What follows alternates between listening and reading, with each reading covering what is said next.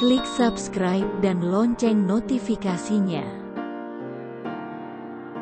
Analisa bisnis.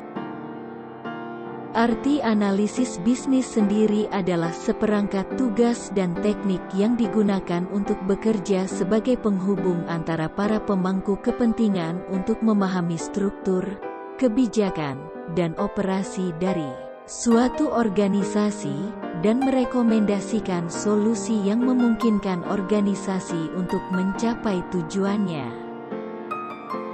Ada beberapa jenis analisis bisnis yang dapat dilakukan oleh setiap pelaku usaha. Analisis operasional inti bisnis. Apa itu analisis operasional inti bisnis? Kapan waktu yang tepat untuk melakukannya? Analisis operasional inti bisnis umumnya dilakukan untuk mengetahui seberapa baik produk atau jasa yang dimiliki diterima di pasaran. Analisis jenis ini dapat dilakukan dengan beberapa cara secara terpisah atau bahkan gabungan dari setiap cara yang ada. Misalnya dengan melakukan riset pasar dan riset produk, kemudian menganalisis penerimaan produk di pasaran berdasarkan hasil kedua riset yang telah dilakukan tersebut. Analisis efisiensi bisnis.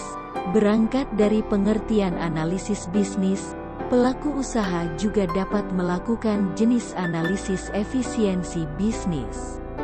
Analisis yang satu ini dapat dilakukan untuk mengetahui seberapa baik performa bisnis yang dimiliki dan apalagi yang bisa digagas oleh pelaku usaha untuk meningkatkan performa tersebut.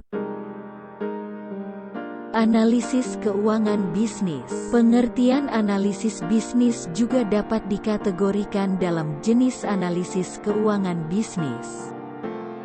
Ada banyak media yang bisa digunakan untuk melakukan analisis keuangan bisnis, penghitungan arus kas, penghitungan modal usaha, penghitungan pengeluaran dasar. Analisis performa kompetitor. Pengertian analisis bisnis juga dapat dibagi jenisnya menjadi analisis performa kompetitor yang sangat berguna untuk menentukan posisi bisnis yang dijalankan di antara para pelaku usaha lain yang bergerak di bisnis yang sama.